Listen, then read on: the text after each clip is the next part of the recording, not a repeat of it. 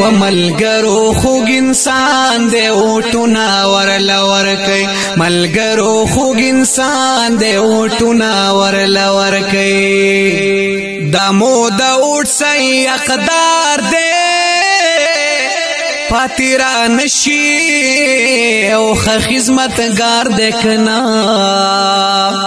جنرال کونسلر سیټ نه ولاړ دی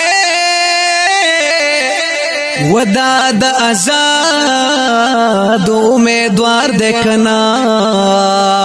زمون رهبر دی زمون مشر د کاروان دی ملګرو خوږ انسان دی اوټونه ورله ورکوي ملګرو خوږ انسان. اعوذ بالله من الشیطان الرجیم. بسم الله الرحمن الرحیم. د کلي د علاقې د ټول مشران کشران همزولو او خویندو میندو ته السلام علیکم. په 31 تاریخ باندې تاسو ته معلومه ده چې کوم الیکشن دی په هغې کې ما هم حصه اخیستې ده او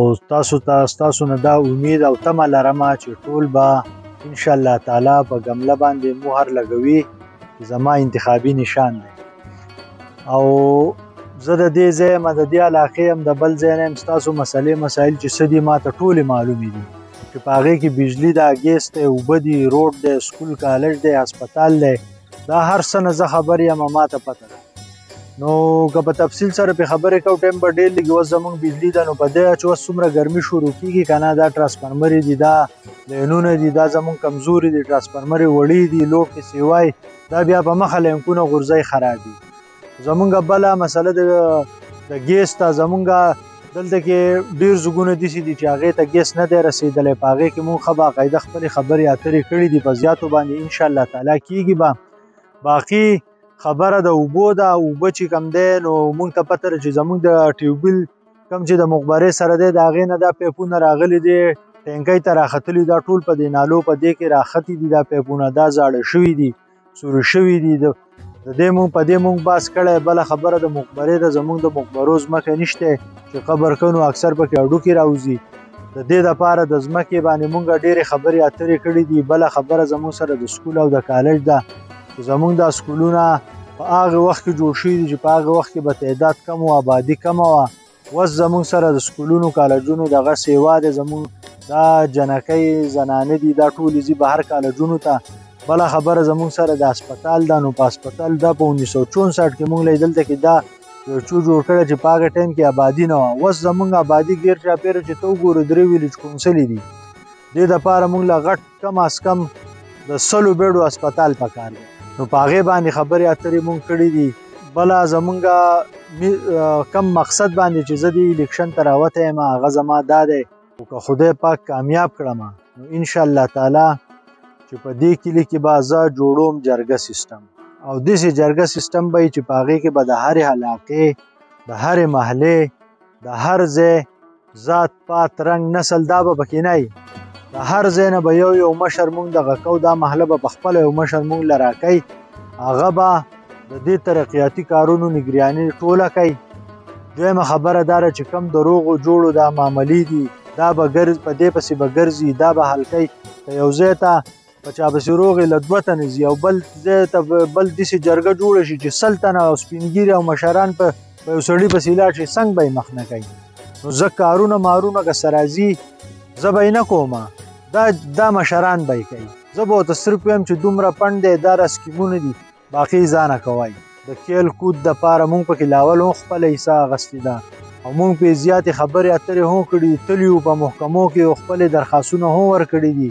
چې یاره زمونږ د دې علاقې دپاره د یو سټیډیم په شانته کې که سټیډیم نه خو چې یو داسې ګروڼ چې زمونږ د هلکانو ته پکې سهولیات وي چې یاره د جومات سهولت وي ورته پکې د اوبو سهولت وي ورته پکې د بجلۍ سهولت وي ورته پکې د چینجینګ روم سهولت وي پکې ځکه زمونږ د هلکان اکثر په دې غرونو او په دې ځای په ځای زمونږ څه غرونونه دي 2 سفرې دي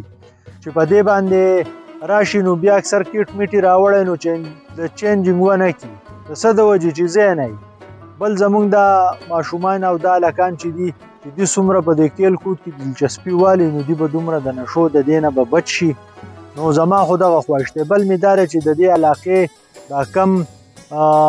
زمونږ د علاقې چې دا کم هلکان دي تعلیم یافته د دې یو داسې ډیټابیس تیار شي بیا په هغې کې مونږ په میرټ په لحاظ لیسټونه جوړ کړو او مونږ دا بیا په هغې لسټونو په بنیاد موږ ځو او متعلقه ادارو کې خپل لسټونه ورکوو چې زمونږ دا میرټ کسان دي او موږ به پکې خپل سپارشات ورکوو. بل انتخابي نشان چې زما دی ګمله دی او دا بیلټ پیپر یې 4 15 شپږ پورې به تاسو ته میلاویږي. په هغې کې به زما هلکا سلیټي بیلټ پیپر دی او په هغې کې به ګمله نشان یې په هغې باندې به تاسو مهر لګوئ. انشاءالله تعالی که تاسو زما سره ملاتړ وکړو او ماله یو ووټ راکړو او زه کامیابي زما راله دا کم سوچ چې زما دی که نه دا د MNA او د غټې حلقې په سطح دا سوچ زما په دې خص کې ویلیج کونسل په سطح زما دا دی. د سیاحتي مقاماتو دپاره ګوره نن سبا چا آواز نه دی کړی. ټیک شو زما دا سوچ دی چې یاره سیاحتي مقامات دا